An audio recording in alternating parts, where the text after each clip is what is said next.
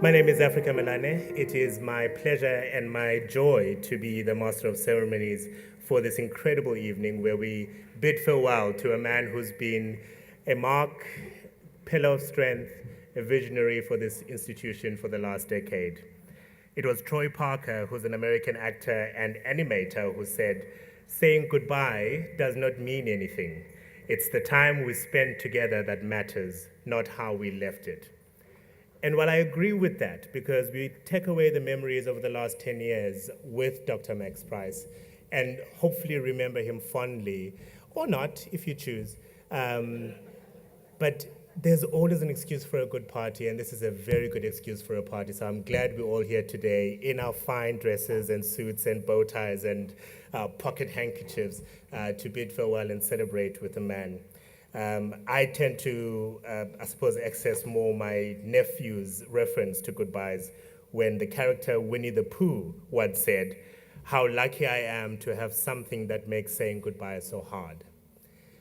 And I think, Max, is true for both you and for everyone else in this room.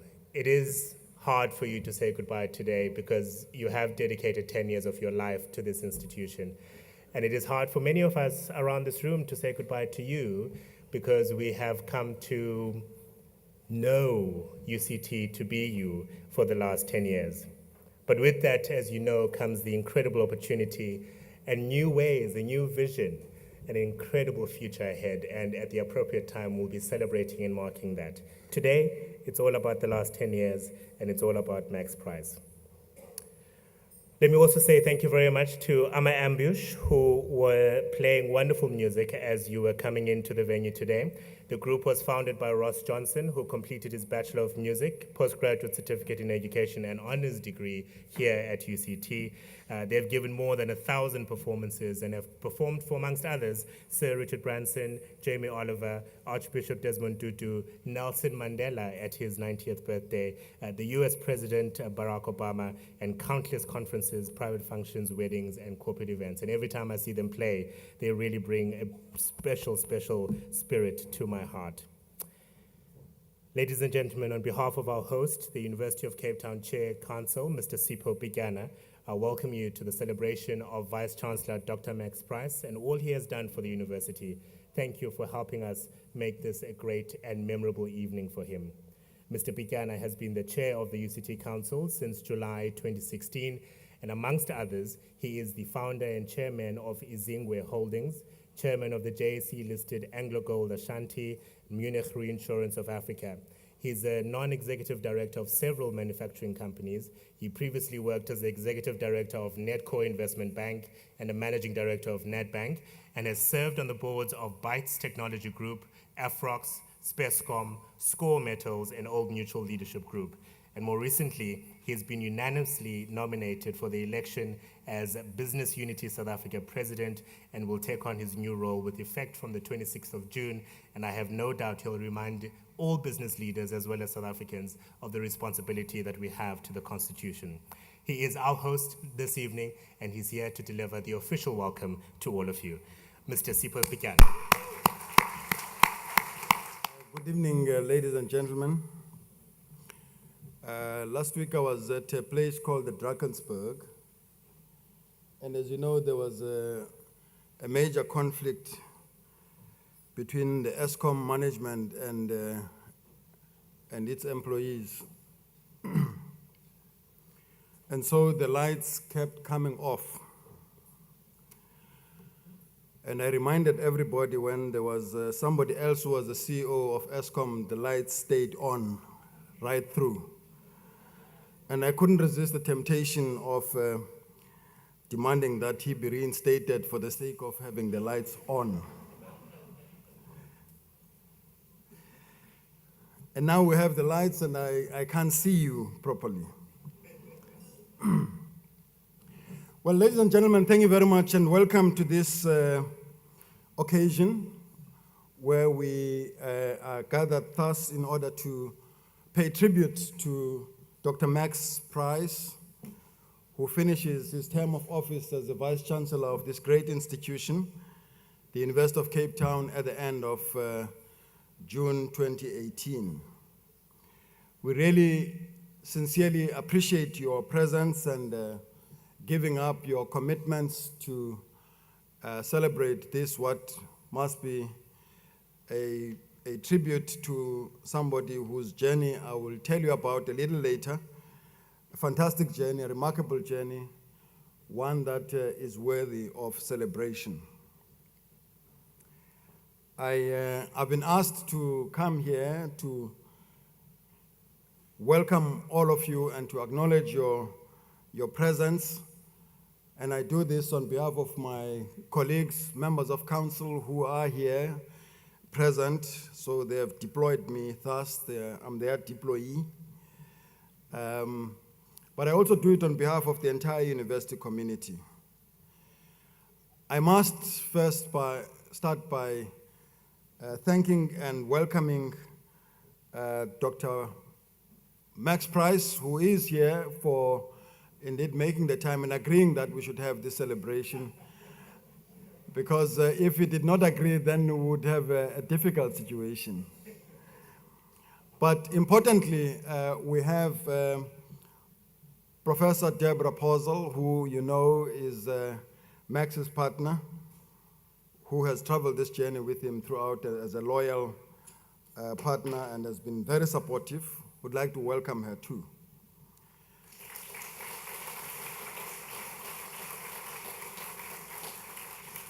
It is an absolute distinct pleasure and honor that the minister agreed to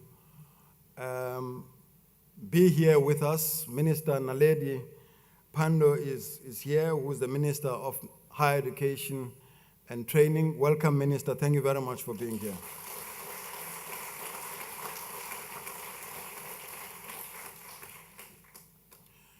And of course, you will see her. She's here amongst us. Welcome to the Vice-Chancellor designate, Professor Mamokgethi Phakeng. Many of you know.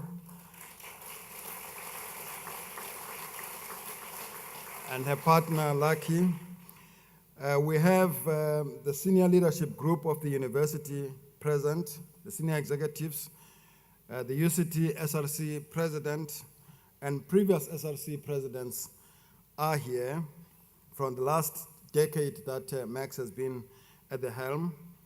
We also have former UCT chairs of councils and some members of previous councils who also served during some of three Max's tenures.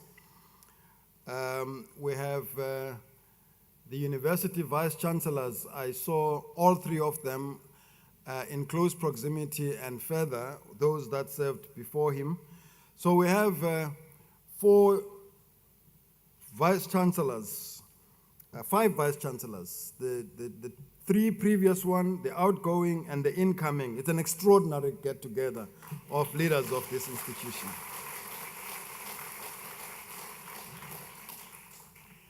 I'm very pleased that fellow vice-chancellors of Max Price also are present here. I saw a few of them. I haven't had the occasion to greet all of them. And some of the vice-chancellors who may have retired since, but saw fit to be here to celebrate with him. Thank you very much for making the time to be here.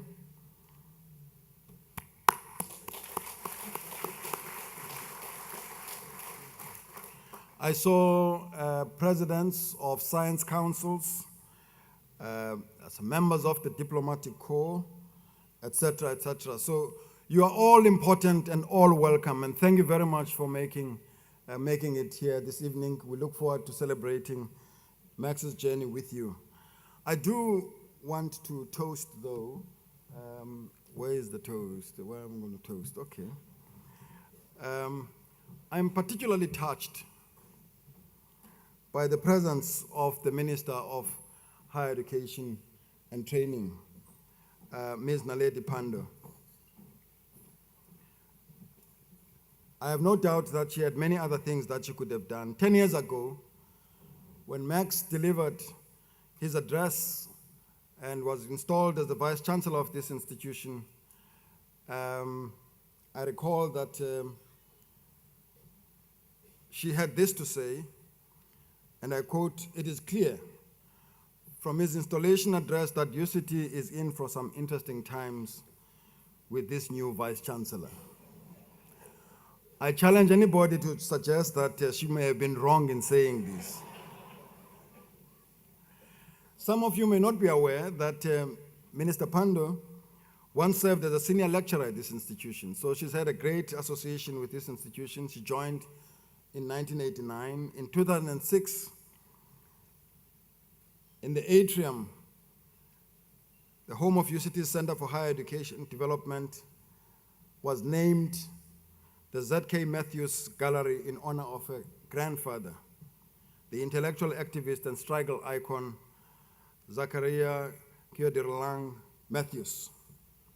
In 2012, her daughter Aisha graduated a PhD in human genetics at this institution. I'm not suggesting that this is the Minister of Higher Education with a bias, but I am suggesting that she is closely associated with this institution. She was appointed, as you know, Minister of Higher Education by President Ramaphosa on the 28th of February this year. Prior to that, she served as Minister of Science and Technology, Minister of Home Affairs, Minister of Education. Her current portfolio is an immense challenge during a complex time in the history of higher education. I want to take this opportunity, Minister, to wish you all the best as you challenge this very complex task, and I have no doubt in my mind that you are up to it. Cheers.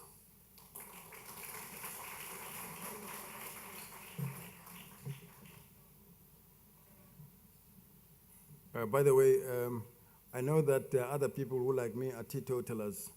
When you toast, you can't toast with water. It's bad luck. It has been something alcoholic, but for purposes of toasting, it's not considered alcoholic. So if you're not allowed to drink, you may drink. Cheers.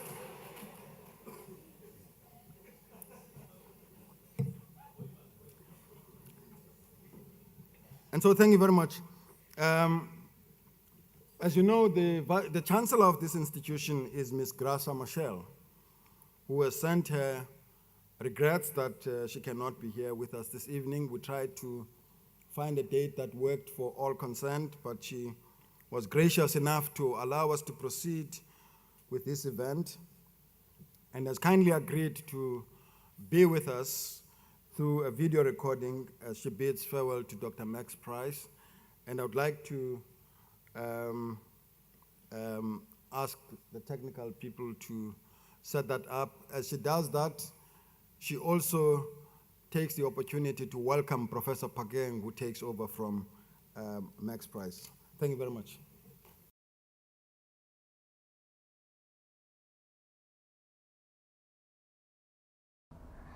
I'm terribly sorry that I won't be able to join you this evening in person, but circumstances beyond my control prevent me from being in Cape Town tonight. I know how important this event is. It's not easy, even possible, to capture a decade of development of UCT.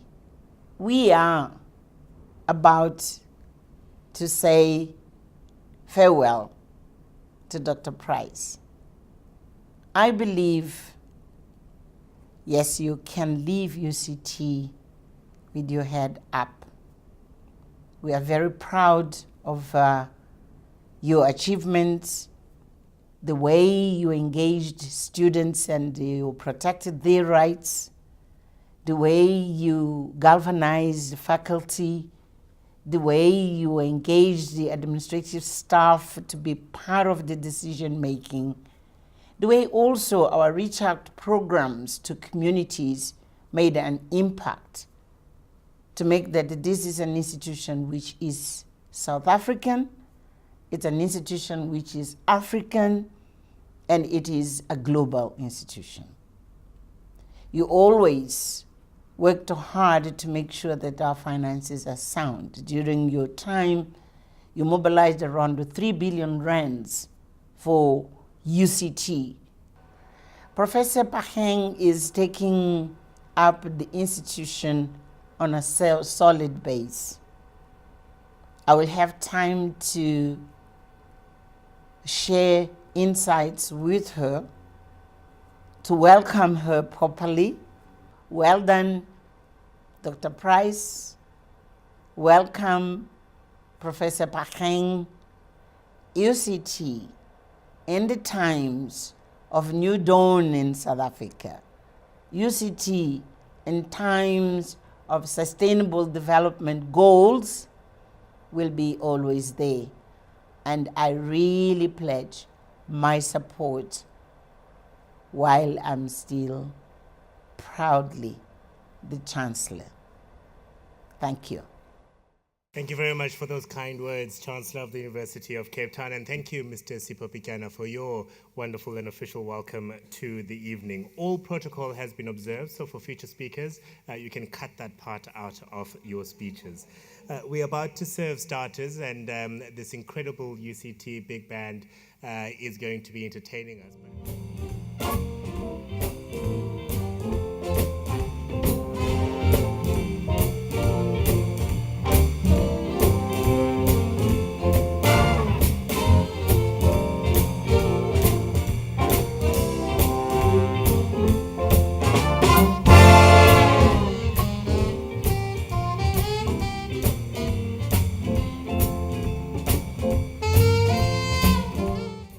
Let's hear it for UCT's big band.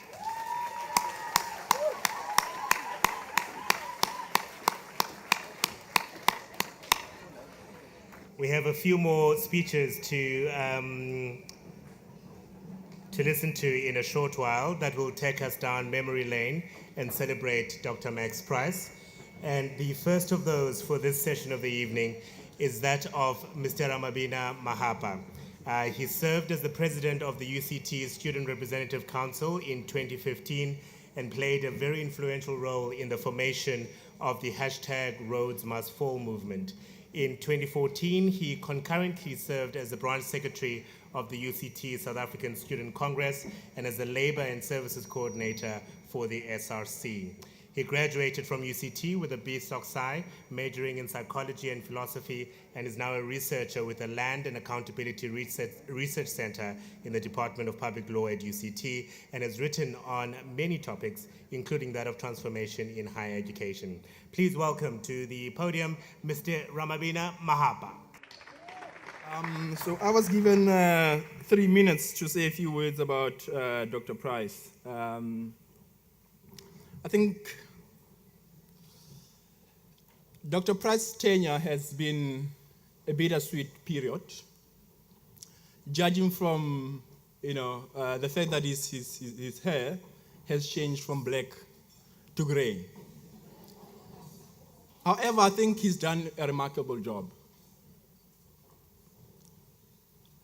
I remember, Dr. Price was such a formidable political adversary that we had to stoop to unconventional tactics in order to get an upper hand. Like giving him a loud hailer that where the battery is about to die. So those are some of the things that we really had to do. But one thing that or two things that I really learned from him, I think the first one is perseverance. He's somebody that I've seen being, heavily criticized, such that, one really feels like he's been beaten down. And yet he comes and shows up the next morning. And you're like, how does he really do it? I've heard many people in this room, say on various occasions that, they really do not wish to be in his shoes, and which highlights the difficulty of the period. But with that being said, from my side, as a former student leader, I would like to say to Max, farewell.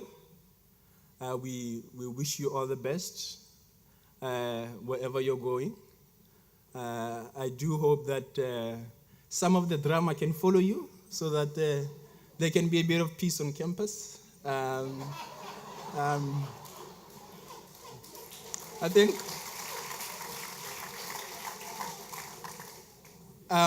but on a lighter note, I think for me, to have worked with you, to have known you, it has been, a privilege. And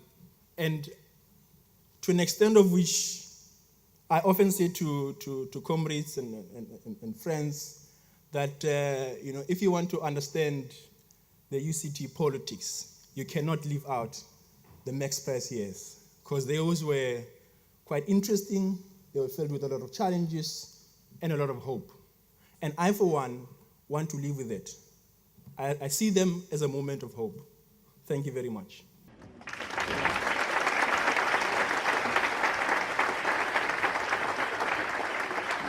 Thank you very much, Ramavina, and I agree with you. I mean, the movement has transformed higher education beyond the University of Cape Town, and what was always evident throughout that is the hope, that hopefully at the end will come to the light, I suppose, that we're all enjoying now. And Max, just to be clear, the room was not applauding for the trouble to follow you. They were applauding for the trouble to leave UCT. It's quite incidental that you were then mentioned in relation to that trouble. But thank you very much once again, Mr. Ramabina Mahapa. Professor Valerie Mizrahi is the director of the Institute of Infectious Disease and Molecular Medicine at UCT. She was appointed to this position in 2011. The same year, she was appointed as professor in the Faculty of Health Sciences. She was awarded the prestigious A rating by the National Research Foundation in 2009. She's a recipient of the L'Oreal UNESCO Award for Women in Science, which she received in 2000. And her association with this institution dates back to the 70s, where she obtained her Bachelor of Science in Chemistry and Mathematics, Bachelor of Science, Honors Chemistry, as well as Doctor of Philosophy in Chemistry 3 years later. However, her encounters with Dr. Price started at Wits University, where they both worked before they joined UCT at different stages in the last 10 years. Please welcome a wonderful, I suppose, going down memory lane from Professor Valerie Mizrahi. Minister Pandor, Chair of Council, dignitaries, UCT Council members, fellow UCT colleagues, our guest of honor, Max Price, and my fellow professor and friend, Deborah Posel. It is a singular honor for me to stand here tonight to pay tribute to our outgoing VC. On this, the last, at least I think it's the last, of the farewell events. It's not my place to recount the many developments that have happened at UCT during Max's term as our Vice-Chancellor. But I will say one thing. The range of initiatives that he envisioned, that he led, and that he saw to completion is quite breathtaking and will shape and influence this great institution for years to come. I'm here tonight to pay tribute to Max as a member of staff who has had the great pleasure and privilege of knowing this man for almost 30 years. You see, Max was my colleague and then my dean at Wits before he moved to UCT, so we go back a way. And yes, I remember when Max had a full head of hair and it was black. No longer.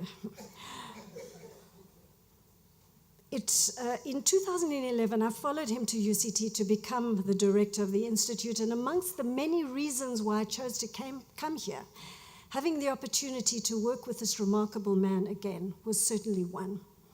Fiercely intelligent, visionary, bold, persuasive, energetic, optimistic, good-humored, and extremely charming. These are some of the characteristics that would have come to mind if you'd had asked me 5 years ago to describe the Max Price that I know. But based on what I've witnessed and been part of over the last 3 years, I would add to these the qualities of courage, dignity, integrity, resilience, fairness, tirelessness, grace, and compassion. That these qualities were always there is without question, but it took the challenges of the past few years for them to be fully unveiled. Max, I can't even see you. Okay. I've had the great fortune of being able to rely on your unwavering support of me personally and of the work I've tried to do. I will never forget or take that for granted. I have the deepest respect and admiration for you as a leader, an advisor, and a friend. I'm certain that I speak for many when I say that your calm and reassuring presence will be sorely missed. But having had the pleasure of coming to know Hetty, in fact, Hetty has a smile that is even more radiant than yours, Max. I'm very excited about the prospects that lie ahead for us and our institution. And tonight, Max, to you, I commit to doing my utmost to support Hetty and the leadership team in taking forward your beloved UCT, our beloved UCT. I wish you and Deborah a restful and peaceful time ahead. And as you enter the next phase of your life, all I wish for you is good health, happiness, and great satisfaction in whatever you choose to do. Thank you. And I'm sure, Valerie, that commitment is not only from you, but from everybody who is committed to the Constitution, I suppose, but the institution, as well as the wonderful work that has been led by this visionary of a man over the last 10 years. Thank you very much for those kind words. They were really, really kind. Let's take a bit of a musical break, shall we? I will call up the accompanying pianist this evening, Kurt Haupt, to come up with the two incredible voices from UCT School of Music. That's Luvuyo Mbundu, who is a baritone, and soprano Charlotte Mhlongo, who's going to start us off with Verdi's Pace, Pace, Mio Dio. I should tell you that Italian is only my 42nd language, so do apologize. And then we'll follow that with Mozart's Hai Gia Vinta la Causa.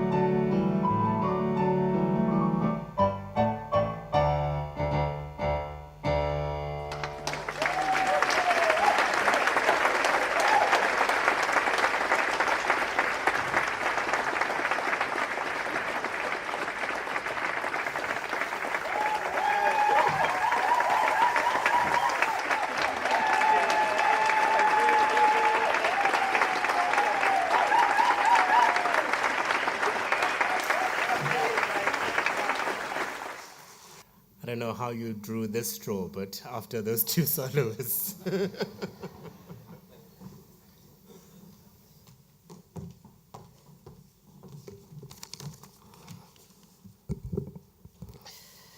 I should say, I know protocol observed, but I would like to say good evening to the Minister, Mr. Lady Pandor, but also the Chair of Council, Mr. Sipho Pitiane.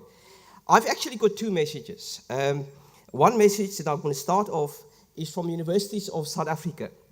That is on behalf of all the Vice-Chancellors, the current Vice-Chancellors at the 26 universities in South Africa. Max, all the messages that I received from, not all of them have submitted, but I've spoken to most of them. They just would like to thank you for your enormous contribution that you have given through USAF to the national higher education system. Some Vice-Chancellors remarked that you were a pillar of strength. You were always available to listen and to offer advice. And they say some of those telephone calls where you offer advice can carry on for an hour or so. But also as your chair, as the chair of the USAF's Finance Strategy Group, that you have brought in a level of momentum, of different thinking, that will obviously will keep the USAF in good stead going forward. So that's for us from the Universities of South Africa. But I had a pleasure to work with Max as Dean of the Faculty of Engineering and the Built Environment, but also as Deputy Vice-Chancellor. And in fact, I started 2 months before Max started in 2008. Obviously, I started as Dean, and he then followed as the Vice-Chancellor. So what can I say about Max? He's hardworking, very hardworking. He had a clear leadership style.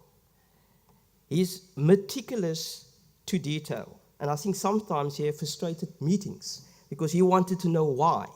And the meetings just carried on. But that is what Max was about.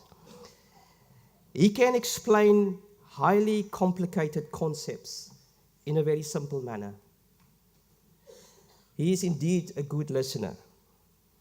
But I also would say he's a decisive leader. So Max, there were good times, there were challenging times, but there were also great times. But through all of these, you stuck to your principles. And I see some of those principles Valerie have referred to. You showed, and I want to emphasize that, you showed immense resilience. And you continuously exhibited for me a composure that is befitted to the office of the Vice-Chancellor through all of that period. And I certainly believe, Max, that you have strengthened the robustness of the UCT's intellectual base. You led UCT during two distinctly different 5-year periods in your tenure, and you have done exceptionally. So I indeed respect you as a colleague. I respect you as a leader and as a professional. And I feel tremendously blessed to call you my friend. Best wishes to you and to Deborah. Thank you.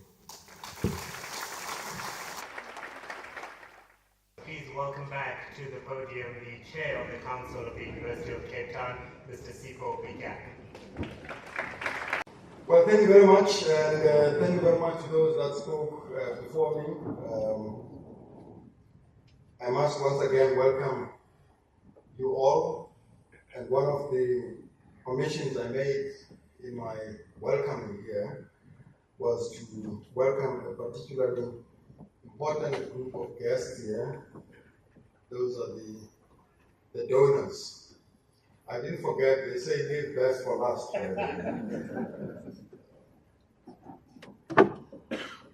So this has been an incredibly impeccable journey, one that Max has every reason to be proud of. My wife, when I came up here, really says to me that You saw how long other people spoke, so don't.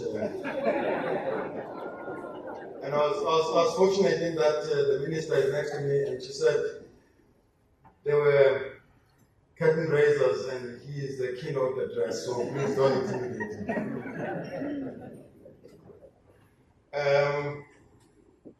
Just in case, because I'm going to repeat some of the things that may have been said here, you don't hear me. I do want to start by saying that Matt's years at this institution attest to somebody who has demonstrated his commitment and walked the talk as a soldier of transformation. I do want to make another very important statement in this era of unbridled racial chauvinism. That actually it is possible to have a white person be an agent for positive transformation in this country. And Max Price is exactly that. I say that because he has taken a lot of abuse for positions that he's taken, and he has done so with great resilience. And I'm amazed by how unshaken he was by the principle that shaped his leadership during his period and student years as an activist and as part of the social justice movement, anti-apartheid movement, which shaped his vision and shaped his character and the person who he is in the continued struggle for change in this country. So this institution was very lucky to have him when he joined in 2008. This role gave him an executive oversight of functions of the institutions, including accountability to council, fundraising and alumni relationships, external relations, financial affairs of the institution, risk management and ceremonial functions, etc., etc. But importantly, he never lost sight of the core responsibilities of the institution, the academic project, teaching, learning, and research. He nurtured during this period the vision for higher education to have a wide social impact on all sectors of society. After 10 years of his leadership, we have a lot to celebrate as this great institution, and we're right to congratulate him. Together with the team that he assembled around him, he led this institution through complex times and have seen a sea change in the higher education landscape. Leadership styles within a university need a different person for different era and environments. The collegial nature of universities means that stakeholders, student leaders must continually be consulted, so you consult to a fault. Moving decisions forward means an ability to persuade people and ensuring that your ideas are bought and you are able to listen and embrace those of others. And sometimes, which Max does very well, expropriate those ideas and give them a different meaning, which is what you want. Leading an institution as large and complex as UCT takes a degree of a balancing act and considered decision making. It requires a leader not only to think deeply about the principles informing those decisions, but to see ahead and predict potential consequences for the decisions that one can take today. And so higher education decisions are not just bureaucratic or technical, but oftentimes very challenging, including ethically. If you think that there's one size fits all approach, then it shouldn't be a vice-chancellor. And so Max spent a great deal of his time reflective, examining issues and contexts, making very complex decisions in the interest of everyone at the institution and keeping the focus on the vision. It was quite clear at the outset that this institution needed to accelerate the pace of transformation. And therefore, during his vice-chancellorship, UCT experienced transformation and transformational shifts in many respects, It developed programmatic responses that continue to contribute to the institution's transformation to this very day. While working towards a transformed university, he also ensured that this institution did not rest on its laurels. After all, it had great leaders before him who registered their own incredible progress in terms of its development. And so through developing and implementing various strategic plans, Max, together with his leadership team and university stakeholders and the broader university community, accomplished a great deal in the past decade. Some of his successes have been spoken to here. What is referred to as the Vice-Chancellor strategic initiatives include, among others, the African Climate and Development Initiative, which is an interdisciplinary research and training institute that brings together academics across the institution and beyond to co-produce and test new insights, evidence, and innovation that are helping solve Africa's climate and development challenges. The Poverty and Inequality Initiative is a strategic initiative that aims to increase the institution's collective contribution to tackling major development challenges facing this country.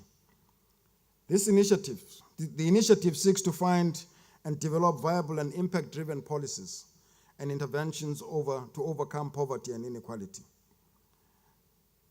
Schools Improvement Initiative that aims to strengthen the capacity of schools development units in the School of Education to respond more effectively to crises in our education throughout the country. It draws on universities' broader resources to assist in improving the quality of education in the province. Among the initiatives programs are 100 Up and Gillnet initiative close to the Vice-Chancellor's, which are close to the Vice-Chancellor's heart, to increase the number of UCT students from Khayelitsha and Mitchell's Plains and coach learners from these areas to thrive and succeed in their university studies. The 100 Up program has already shown progress. 446 Up students are currently studying at UCT, with another 400 studying at other universities. This is an incredible impact. And so Dr. Price's visionary leadership in establishing these 4 strategic initiatives will not only leave a lasting legacy, but also contribute towards addressing the challenges that our society faces. You've heard already that he was central in intensifying UCT's efforts to address the racial educational disadvantages in respect of student admission, demographic staffing profiles, institutional culture, and curricula. This saw the introduction of revised admissions policy, and I remember when it was announced, there was a great deal of controversy. New financial aid system to enable needs-based admission, and increased funding for interventions that boost student success rates. Throughputs are very critical. It's all very well to have students come into universities, drop out, not complete, or take even longer to do so. And one of the innovative things I found as a chair of council with the admissions policy is the deliberate effort to take into account race and class dynamic. So not only do you recruit black students, but you recruit black students from rural areas, from townships, from impoverished environments. It takes a lot to actually achieve that. On the Vice-Chancellor's watch, support for first-year students and students experiencing academic or psychological problems has grown tremendously. UCT has developed a number of responses to ensure that students succeed in their academic careers and have a smoother transition while adjusting to life at the university. This effort has not been without its challenges, but nonetheless, a problem was recognized and a lot of resources were put in it to solve it. And so the first year experience, for example, helps Students negotiate the transition from school to university. It guides them in making use of many of university's resources available to them and aims at making students feel part of the university community. Since 2017, first-year students on financial aid have been given laptops by the university to ensure fair and equal access on a 24/7 basis to learning resources of the institution. This initiative began in 2013 as a pilot project and tested what effect using laptops had on classroom and laboratory teaching. The results showed that the value for students who had laptops went beyond a tool for learning. The computers extended their digital literacy, enabling them to adapt more quickly to the rigors of academia and to catch up to their peers. These are just two out of a number of interventions that provide support to students to ensure that they are properly positioned to succeed in their university careers. I'm not going to go over some of the successes registered in regard to students because they were demonstrated here just now, but they attest to the efforts that were invested in ensuring that we deliver those results. During the past decade, UCT has shifted from being research-led to being a research-intensive university under the leadership of Max and the successive deputy vice-chancellors responsible for research. And these include Professor Danny Furser and Professor Mamuketi Pakeng. I'd like to take this opportunity, of course, to congratulate Professor Pakeng on being appointed Vice-Chancellor of this university.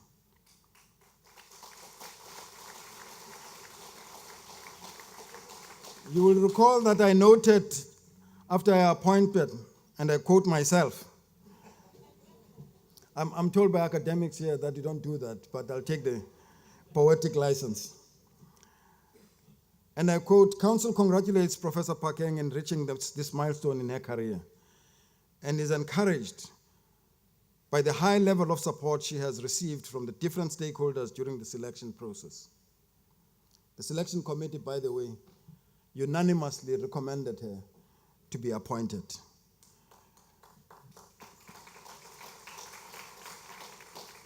The Senate and Council similarly overwhelmingly did so. This is indeed overwhelming confidence in her leadership, and it is a demonstration of an endowment from which she will draw as she takes up this complex and yet exciting role, close quote. Now, let me return to the shift of this institution from a research-intensive to organization to one that's to being a research-intensive organization. We have at this institution a recruitment and intention program that has seen us attract top researchers. As indicated already, 33% of the country's A-rated scientists by National Research Foundation are at this institution. The nurturing of new talent, especially emerging Black and women researchers, is our focus. We also focus on addressing a select number of pressing issues facing the country and the continent. So our research work, we go out of our way to be relevant to the needs and challenges of the nation. We promote interdisciplinarity, raising funds for infrastructure, equipment, and initiatives and institutes, and postgraduate scholarships, as well as investing in the commercialization of UCT's intellectual property, fostering and enabling an environment and research ecosystem to support researchers and improve their productivity and ability to raise and manage grants. And so Max's tenure ends with Research Strategy 2015-2025 firmly in place, committing this great institution to continuing to develop capacity to support researchers at every level of the institution. On the international front, he helped position UCT as a globally competitive research university through new internationalization strategies that forged productive collaborations and cemented links with many leading institutions throughout the world.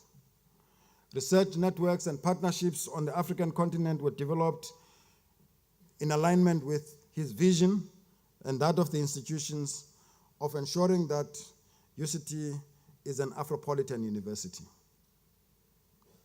These include memberships with the International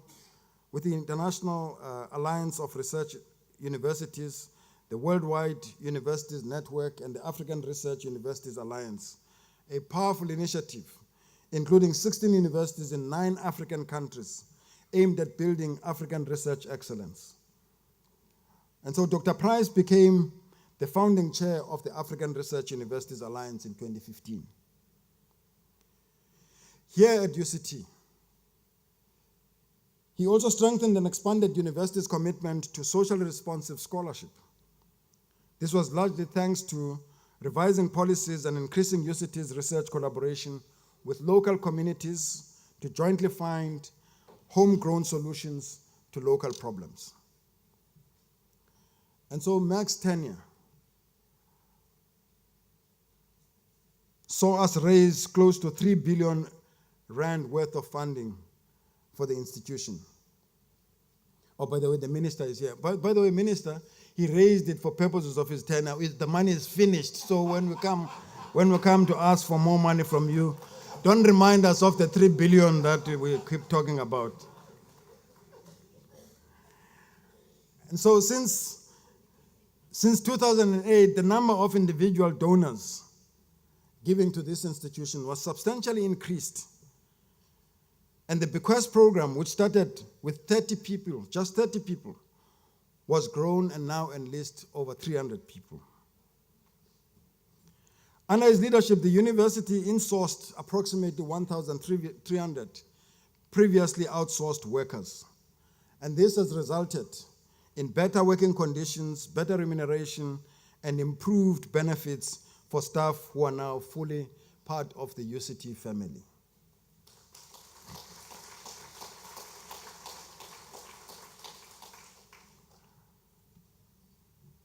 Max, I'd like to pay tribute to you and thank you for your unwavering commitment to academic excellence.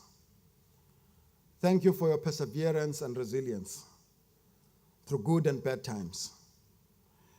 Thank you for providing clear and decisive leadership and helping achieve remarkable milestones.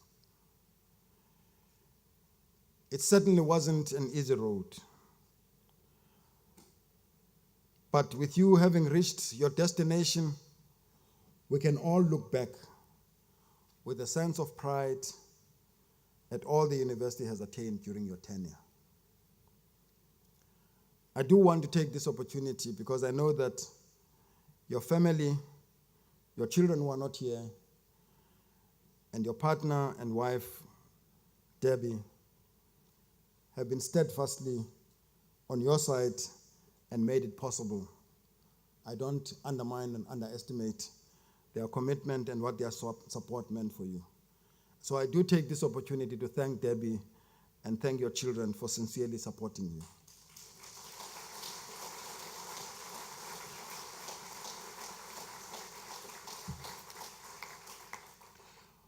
But on another occasion, this institution owed it to say to Debbie that indeed we're privileged to have you serve the institution in your own right as Professor Postle, as a founding director.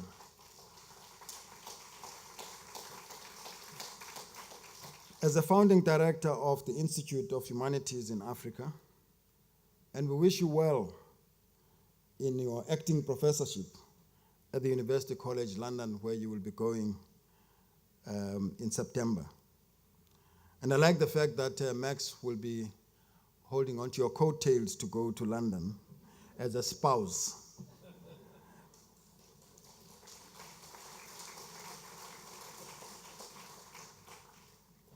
And so, on behalf of the university, I really would like to express our sincere and deep-felt gratitude to both of you. And please do convey this message to your children for the commitment, the dedication, the work, the sterling contribution that you've made to this institution. All the years of selfless commitment, unparalleled dedication, and hard work, we say to you, Mazenethole, Enkosi, Siyabonga, Bayadangi, Rialibuha. Thank you very much. Thank you very much, Mr. Pityana. As a media practitioner, I've been one of those people responsible for calling Dr. Max Price on a few occasions to have him explain to my listeners what he was doing at UCT. And the one thing that always came through from Max is, one, his dedication to academic excellence. That was never questioned. And at the same time, making us question why responding to society's needs, transforming the institution, has to equal paying the price as far as academic excellence was concerned. And I think that's a message, if nothing else, Max, that you got through to Capetonians at least over the last 10 years, that we need to respond to the needs of society, and while we're doing that, we can still maintain academic excellence that we have come to know and celebrate. What a wonderful and fitting tribute from the Chair of Council. Thank you very much, Mr. Pityana. Dala, sifikile inkqwithela, ndithetha ngo-fees must fall, ndithetha ngo-rolls must fall. Kungade kuntetha mfondini, kungade kutshonilanga, kodwa wena wafana nengqongqolo, waphinde waphakama wavuka. Igama elitshe ndikuphalana namhlanje, unguqaliso mzukulwana kaPrice. Igama lakho ndikuphalana namhlanje, unguqaliso ndithi utshukuwe ngomsebenzi omkhulu owenzileyo kulo mzi wase-UCT. Kuthi mathi ngqungqe, kuthi mathi khense, kuthi mandopele, ngokuthi nehlombe. Hayi, hayi, hayi kwethini, awubanga nawo umunyu wamava wakho, usinikile. Wena sikhukhukazi, mamurheti, ezi zihlangu zinkulu, uyawungena kuzo namhlanje, sikuthembile ntokazi. Ujukuwe. When you want some answers, you must look at this present. You will get all the answers. Not even the sky is the limit for you.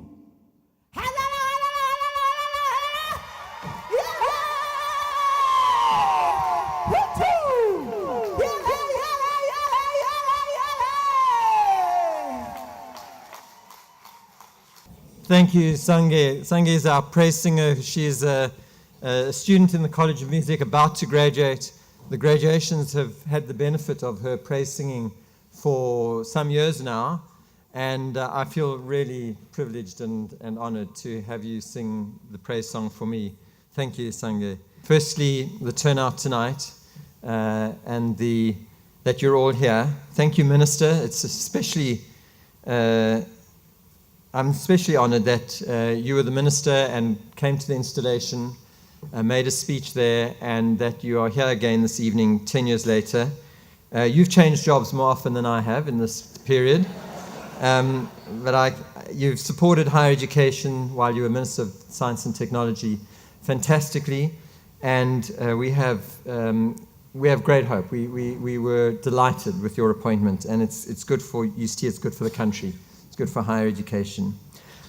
Thank you to the organizers, I want to pay special thanks to the team that has put this together.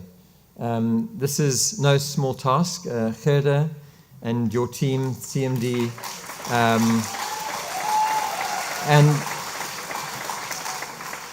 and it's been a huge task, not made a lot more difficult because this hasn't been the only farewell.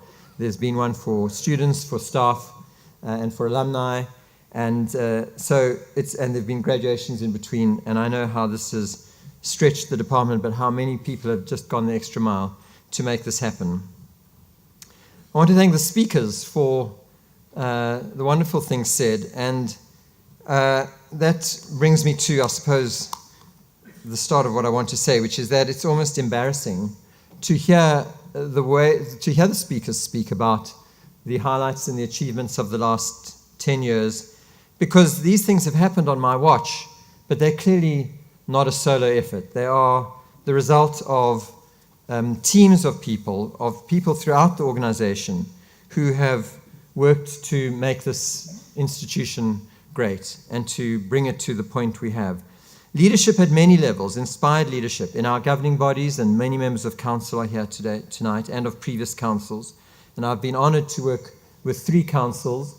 I've learned a huge amount from them, as has the whole executive. I said to the council this evening, we had our usual 10 or 11-hour meeting today, and said that the external members of council bring with them expertise. They're volunteers. We don't pay our council members. They bring expertise from all walks of life, from business, from corporate and public sectors. And we, the members of the university executive who are on the council, are privileged to learn from you and to be guided by you and to be accountable to you and through you to the government, to the public, to the society. The institution is a complex machine, and the leadership happens at all levels, but the role that people play, each person plays a critical role. And the success we've had has been because the Jamie shuttle drivers drive the buses and get students to exams on time, even when it's raining, even when they've got to get up at 4 a.m. to get to work. The cogs in the wheel, the student administration, the financial aid, the housing, the procurement department, each part of the university, the administration of the university, which is so often hidden and doesn't get the reflected glory of the research outputs, of the graduation rates, of the graduation ceremonies and the success of their students. But they are such critical elements to the smooth functioning of the university. And I want to use this opportunity to say thank you to them, to you, those of you who are here and representing, because that's what makes the university great too.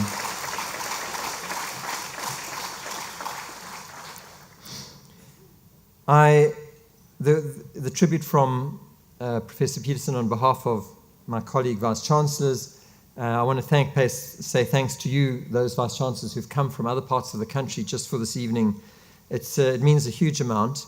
I've, of course, learned from you, and I know that while the Vice-Chancellors and USAF may have said nice things today about my role there, they also, at least amongst ourselves, are often very frustrated with UCT and with our role in the higher education sector, which can sometimes seem to dominate the sector at others' expense.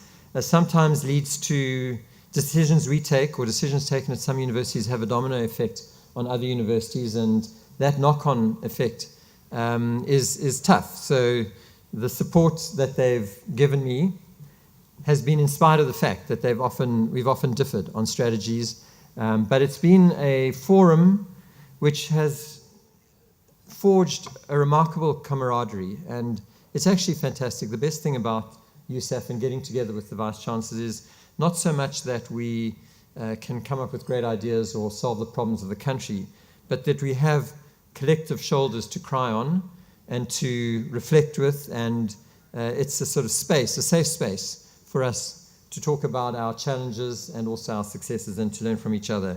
And so I'm really grateful that you are represented here and that some of you have made the special effort to come down. The alumni have been a really important part of my life and role as Vice-Chancellor. And I probably spend 10 to 15% of the year traveling, visiting alumni around the world and in South Africa and across the continent.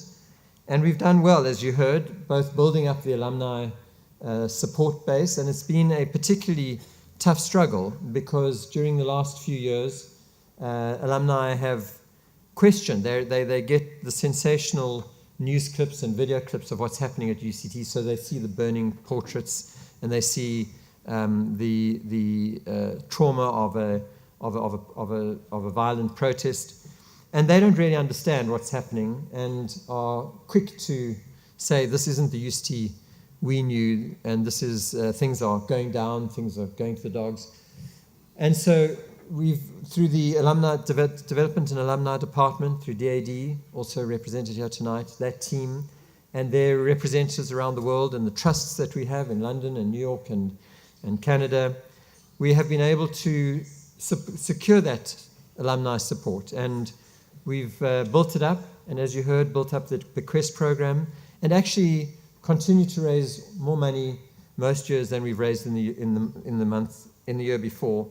And you've heard the figure of 3 billion. It's actually more than that. But it works out to R1 million every day that's been raised for 10 years. And that's a phenomenal achievement. But I mention that, again, not to solicit praise, but because the misrepresentation of the speakers is somehow that's attributable to me.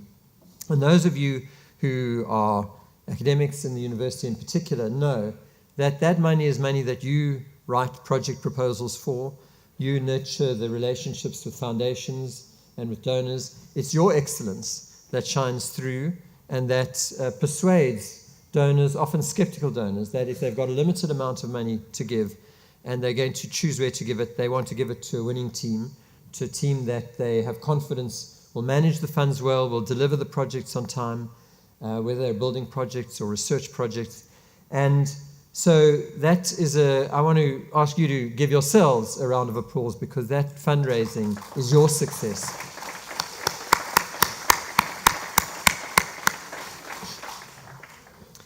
And then, of course, there are the students. The students are the lifeblood of any university, and the caliber of our students has been exceptional. It remains exceptional. We are very lucky to have the pick of the crop of school leavers, and at the postgraduate level, to attract students from all over the world. 30% of our doctoral students are from outside South Africa. And that's a signal of the esteem with which our supervisors and our research laboratories are held. So people want to come and study and work here and be supervised here. It's also the case that many of those students most of them, in fact, come from other African countries.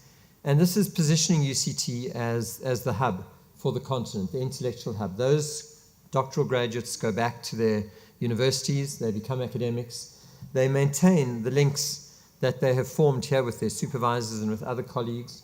They build joint research projects on that. And that's how UCT has become so well positioned in the continent and so successful and as an Afropolitan university. And again, that is due to the academics we have, their ability to attract those students and supervise them well, and through word of mouth, grow that network and that appeal. But the students are critical to our success, and we are ranked as well as we are in good measure because the reputation of our graduates is so high. And I suspect it would be as high wherever they went. So we give ourselves credit for teaching them so well, but we must recognize that we have a really outstanding group of students. And I want to thank Ramabina for his speech, because he's represented the 10 or 11, well, this year there have been about 3 SRC presidents, so it's probably more, but he's represented some 10 to 13 SRC presidents. And the student leadership has also been exceptional. We are committed to a governance process that draws students into almost every committee we have, and many people say to a fault. Certainly, I think the students sometimes feel that we kill them through bureaucratizing their lives in the ways that we ask them to participate. But we've had the benefit of mature, courageous student leaders who have been willing to take a chance, to sometimes break the expectation. For many years, the reason prior to late 2015, we were able to put our fees up to fund the free education for students in the missing middle. And that cross-funding was because of the success or the foresight or the insight that our student leaders had and demonstrated. When I've been walking around this evening in the section outside, many people came up to me and said, you must be counting the days. You must be so pleased to get out. You deserve a rest. Some have said, if you knew then what you know now about what this job would be, would you have taken the job? And I want to respond to that because I have no doubt that I would take the job again. It's been a real privilege to be given this opportunity to lead this great university.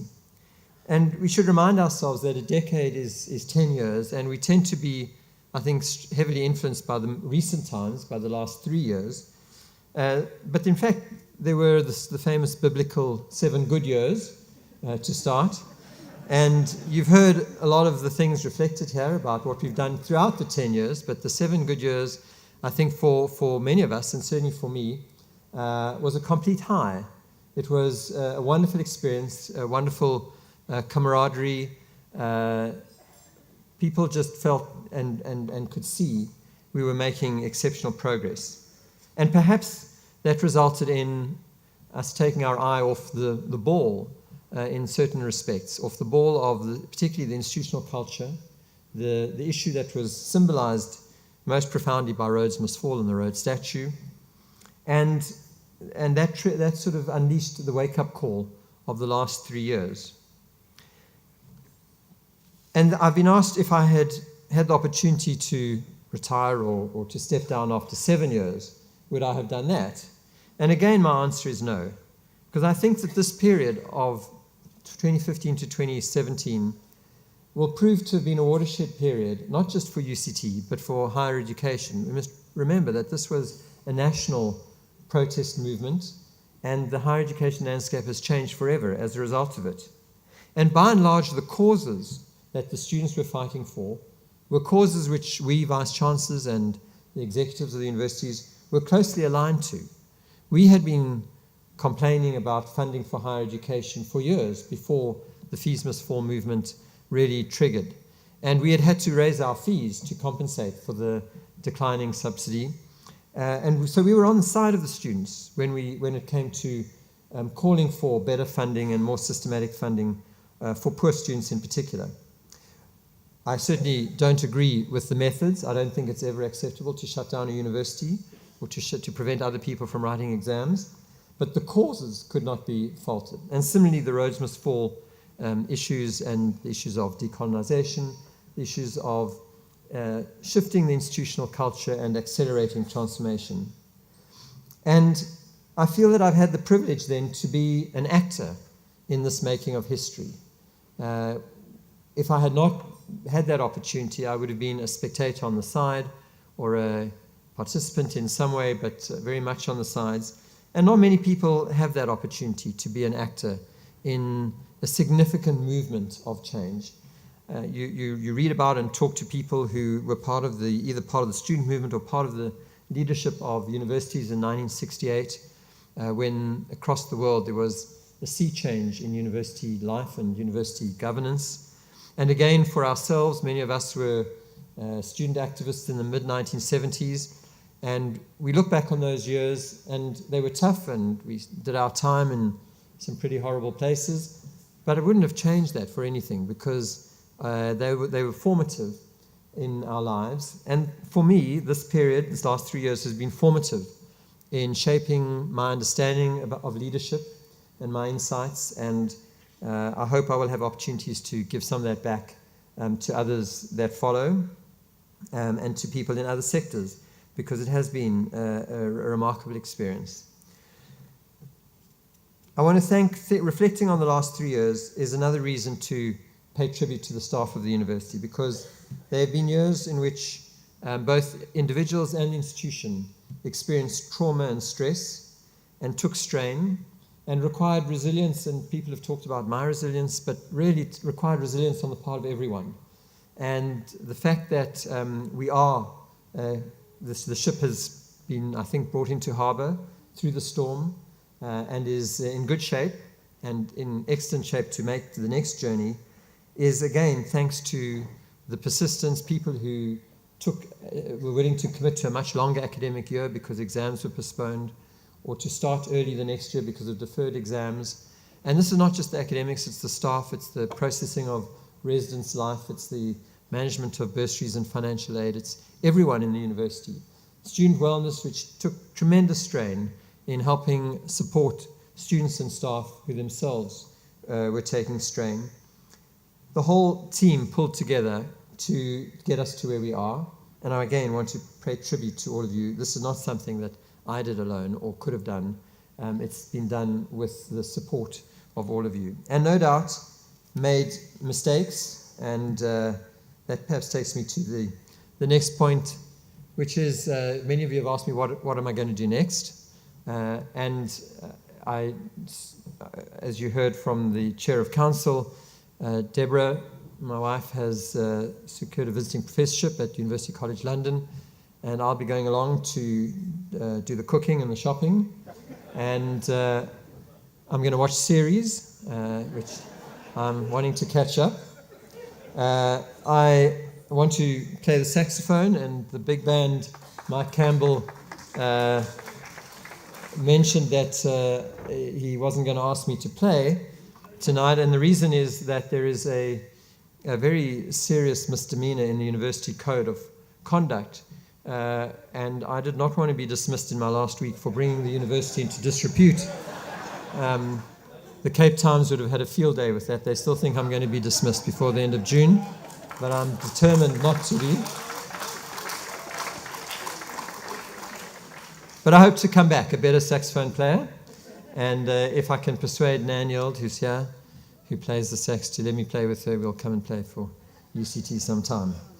But I'm also hoping my project for the year will be, an additional project I hope will be to write a book, and to write about this period, this watershed period in higher education and at UCT, and to reflect on the decisions made, good and bad, to see whether, to think about whether there were things we might have done differently with the wisdom of hindsight, and to think about the funding of higher education, which I think is not solved. It's we've got a plaster put over the wound, but we've still got to address that, and in the long term. So there's a lot of interesting things that I want to think about and read about and write about, and that will be my project. But we'll be coming back to Cape Town after the year, and I have no job after that. I am dismissed by the university after the end of this week, or after the sabbatical. So I'm in the market if any of you have anything interesting to offer. As I want to pay, before leaving the podium, I want to say one particular thank you to Deborah Posel, my wife, who has, as you heard, stood by me and been in the trenches, a fantastic support, has maintained her own academic career, and that's a really tough thing to do when you're married to the Vice-Chancellor, to be an independent academic, because people see you more often than not as the Vice-Chancellor's wife, and that puts you into a slot instead of leaving you completely independent. But especially I've been fortunate and privileged to have by my side someone who understands universities and understands academic life, and who is a deep thinker and has helped shape my reactions, my thoughts, the things I've written to you, the VC desks, the op-ed pieces. Almost all of them have been shaped and sometimes edited by Deborah, and she takes responsibility. She takes responsibility for the good in them. I must take responsibility for the mistakes. But I want to thank her again publicly and say this is not a job I could have done without her. Thank you, Deborah.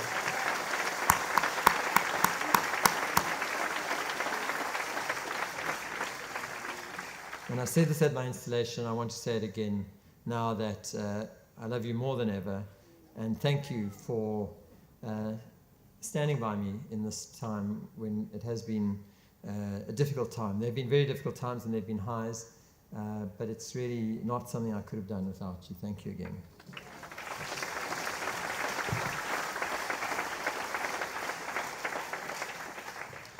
As I take my leave of the university, I'm content in the knowledge that in passing the baton to Keti Pakeng, her experience here over the last 2 years will ensure a seamless transition, though no doubt she will bring significant changes in vision and in leadership style, as she should. That is the reason why we appoint Vice-Chancellors for limited terms and don't allow them to change the Constitution and go on forever in their positions. We have in Professor Phakeng a strong academic, committed to research excellence, someone who is acutely tuned into the nuances of the institutional culture that cause alienation and can alienate, and she can articulate them so eloquently that what it is about the institutional culture that is alienating. And I think that particular skill is the first step to creating the more inclusive climate and environment that we want to create. And I have no doubt that under her leadership, this is going to become a much more inclusive environment. She is clear what she wants to achieve, decisive, a wonderful public face for the institution, and all this bodes well for UCT to implement its strategic goals. It's really comforting in handing over your sort of baby, this institution that I feel so bound up in and so invested in, to be able to hand it over to someone who one really has a sense gets what needs to be done, and is going to have the strength, competence, excellence to do that.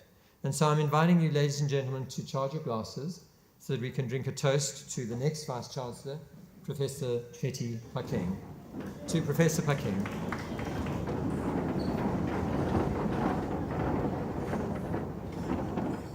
To Professor Phakeng, cheers.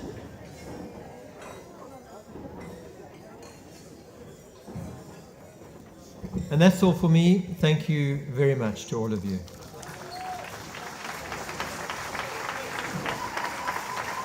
One final speech for the evening is that of UCT Registrar Emeritus Mr. Hugh Amor to come and give the official vote of thanks as well as a token of our appreciation to Max and his beautiful wife. Hugh. Colleagues past and present, and Minister, that includes you, and friends, it is a singular honor to be asked to do this. On your behalf, to present token gifts to Max and Deborah, whom I ask please to come up and join me.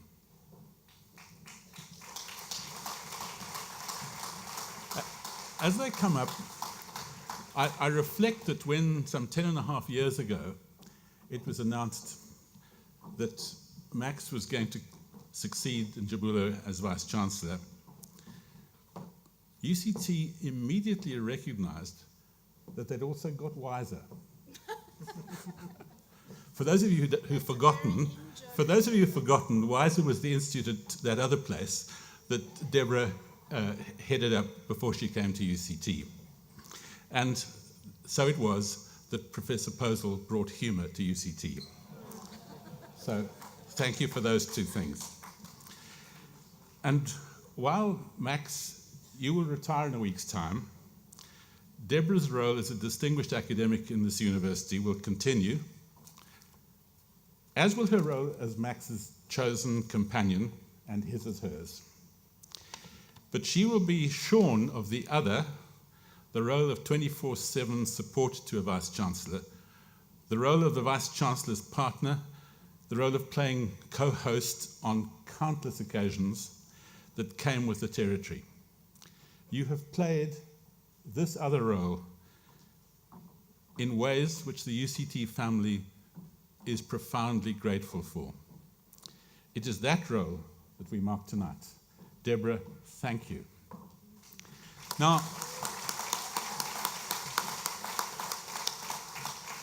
what does this scholar do in idle moments, beyond being wife and mother and much more besides?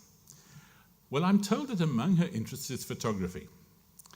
And so, Deborah, your colleagues have chosen the camera lens for the ubiquitous 21st century camera we all carry, your phone. We hope it will add to the pleasure you get from creating images and the quality of those images. And where they are candid or intimate, keep them off Facebook and other social media. I had occasion recently to remark to a colleague on Max's relentless energy. Many things have been said about you tonight, Max, but that's above all, is one thing I will never forget: this relentless, unflagging energy. And those of us privileged to have worked with you know how tirelessly you have worked for the university, for its staff, and most importantly, for its students. Now, I know something about marathons and ultramarathons, but your 10-year stint has been much more than that. What token gift for a much-loved and esteemed retiring Vice-Chancellor? For one of your predecessors, it was a series of tutorials on how to enter the digital age. Saxophone lessons? No, you may need practice, but not lessons. What your colleagues have decided is that you need an incentive to move up from the half to the full marathon, and perhaps even an ultra or two. And to that end have chosen a runner's watch. We look to see your finish in the London Marathon next year, apart from that book. These gadgets, then, are a token of our esteem and gratitude. Deborah? That's for you.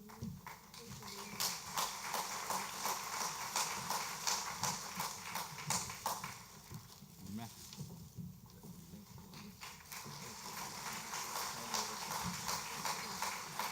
And so, colleagues, past and present and friends, charge your glasses and be upstanding.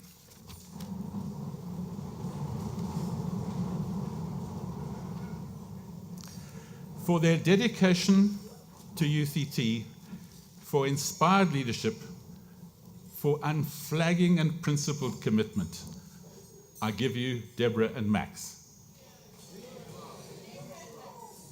Their good health. Thank you. Thank you very much. Thank you.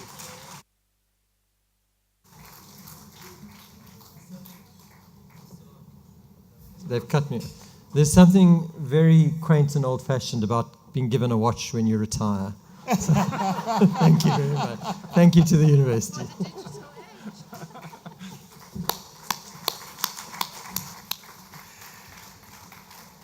Thank you, Hugh.